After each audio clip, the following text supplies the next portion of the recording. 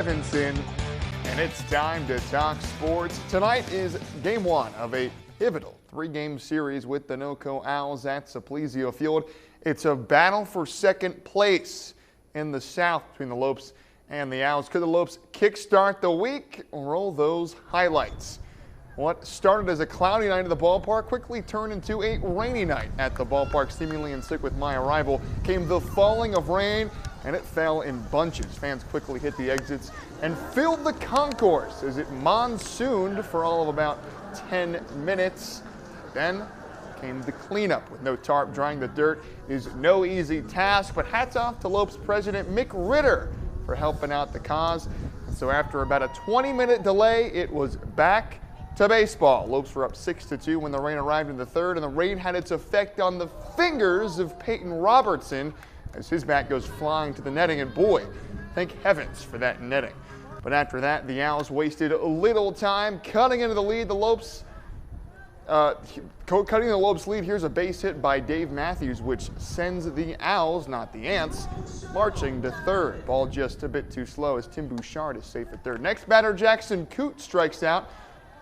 The throw to second is over the arms of Golda, and in comes Bouchard. Owls make it 6-3, but Trey Morrill puts an end to the inning, getting Robertson to swing and to miss.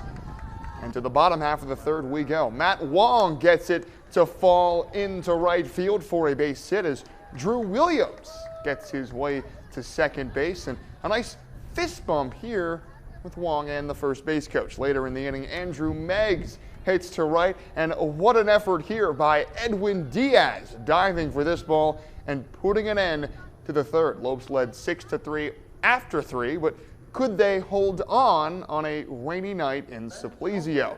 And yes, they could. Lopes got a key pair of runs in the eighth to put an end to the Owls' comeback bid. 8-5 is the final from Saplesio as the Lopes even up the records between these two and tie the Owls in second place. The big win tonight means the Lopes have a chance to jump the Owls entirely. First pitch of game two of the three-game series with the Owls is at 6:35 tomorrow night.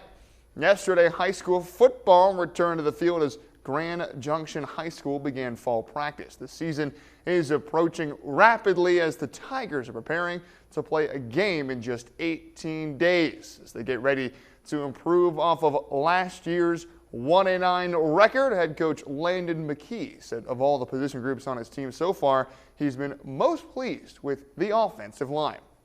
It's probably the best O-line group that we've put through here since I've been here. We're young at the point, but you know we're 15, 16 strong in that group, and they're working and you know they're very bought into what they do and achieving excellence, as you know, as we talk about, always working towards that. So very happy about them. You know, I mean.